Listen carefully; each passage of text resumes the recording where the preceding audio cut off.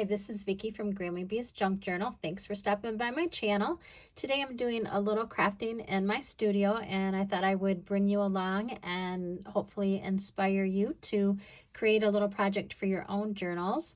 I am creating some vintage inspired postcards that I will put in some journals, and I just wanted to share some of those with you and tell you how I have created them. So we'll look at this one, and this is an image from a landscape painting book that I'm going to share with you. So this is the one side, and then flip it over, and this is what the other side looks like. So I will go through the items that I've used to create this, and then I'll quickly flip through the rest of the postcards. So first of all, this book is one that was in a box that I got from an estate sale. Honestly, I almost was just going to keep it in the box and take it to a thrift store and donate it, because before I even looked at it, I thought, I probably won't use that. But I stopped and I started flipping through the pages, and it was wonderful. It was really wonderful. There was all kinds of images that I know I can use in my junk journals for either pages or different kinds of ephemeras, tags, or some like the postcards that I've created today. So I honestly never thought of, and I know I've seen these at thrift stores before and didn't even give them a look. And I've actually torn most of the pages out, but it was just filled with all kinds of photos, paintings that can be used in junk journaling. So I've torn most of I've got a few more pages to go, but I've torn most of the pages out and cut them down, crop them down, and kind of have an idea of what I'm going to use them for. So if you ever run across any kind of books, art books like this in thrift stores, give them a look, because you never know what kind of treasure you're going to find in it. And I'm actually going to cut the cover up as well and use those. So I just grabbed a few of them that I cut out. So this is one page. So this is a larger image, and I thought I would use this in one of the signatures of a journal.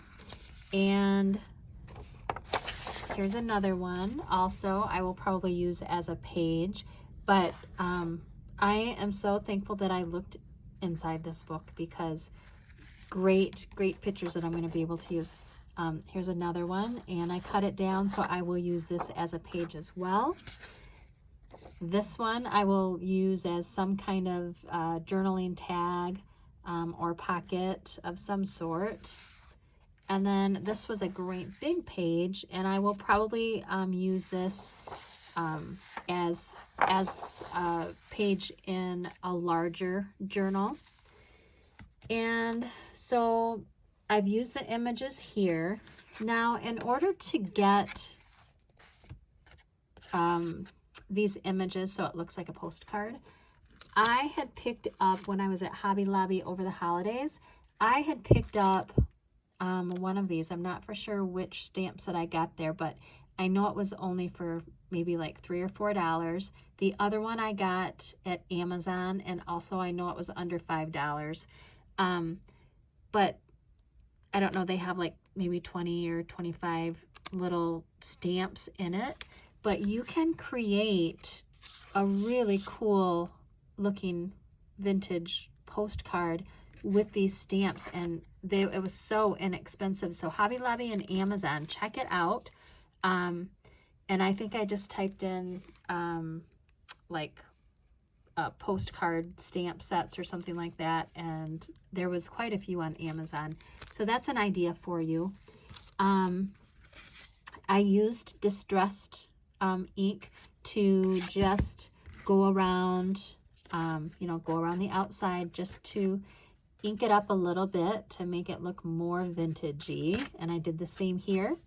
I did use, for this background, I used this stamp right here, and just stamped it up, and then I had used a cutout from one of the images in the book, rounded the corners, glued it on, and there you go. So all right, so we have this, we have the stamps, we have the images. This is just a 12 by 12 piece of, it's very heavy cardstock. It's the natural cardstock, and I cut the postcards 4 by 6. So what did I get? I got 6 of these out of one 12 by 12 sheet.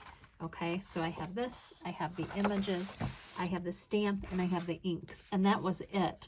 So I just, I went through and kind of did it assembly like, and I, stamped them all, and then I inked all of the edges. I got all of my images ready and, glued those on. And then I did this side kind of in the same way. So they are a little bit different because there were so many little stamps to choose from those two sets. But I absolutely love them. This was a very fast project, but I loved it.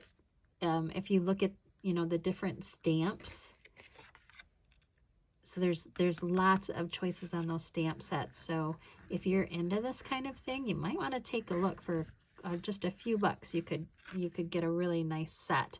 So anyways, so that's what it looks like on that side. And these were some of the images that I cut out from that painting book.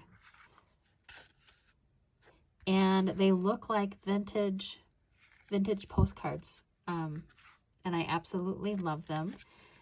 So I just wanted to share this quick little idea with you. You might not have one of the art painting books in your stash, but maybe you have some other kind of magazine that you like the images, and you could do the same, the same thing. But just keep an eye out when you are out and about, going to thrift stores or whatever, or maybe you have friends that have hobbies that might have some of these just sitting on a bookshelf that, that they don't use anymore and they want to get rid of, or somebody on your Facebook group, or maybe somebody at, a group that you belong to, a church group or something like that.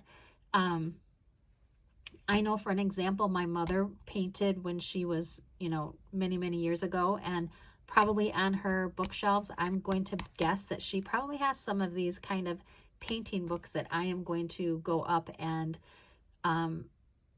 take a look and see what I can thrift at her house. So anyways, thanks for coming along. Thanks for stopping by. I appreciate it. And I just wanted to share this in case anybody wanted a new project to do. This might inspire you. So if you could like and subscribe to my channel, I would greatly appreciate it. Hit that little bell so that you always get notifications when I put a new video up, and have a wonderful day. Bye-bye.